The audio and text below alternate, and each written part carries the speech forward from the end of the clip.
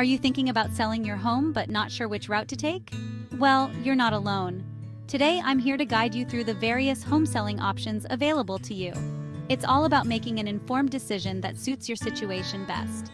First up, for sale by owner or FSBO. This option can potentially save you commission fees that would normally go to an agent. You're in control of the selling process, from listing the price to handling negotiations and paperwork. However, it does require significant effort and knowledge of the real estate market. Next, let's talk about discount brokers. These brokers offer services at a lower rate than full-service brokers.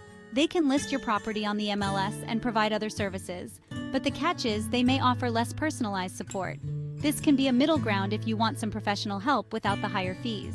Moving on to full-service brokers. These professionals handle everything for you, from marketing your property, hosting open houses, to closing the deal. It's the most hands-off approach to selling your home, but also the most expensive in terms of commission. Now, what about selling to an investor buyer? This option is great if you're looking for a quick sale. Investors often buy homes as is, meaning you don't need to worry about repairs or staging. The trade-off is you might not get the market value for your home. Lastly, there's the wholesale buyer. Wholesalers typically offer to buy your home at a significantly reduced price, then sell the contract to an investor. It's another fast way to sell, but again, likely below market value. Each of these options has its pros and cons. Whether you're looking to save on fees, sell quickly, or just want the convenience of a professional handling the sale, it's important to choose the method that aligns with your needs and goals.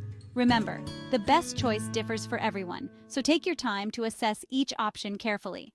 Happy selling!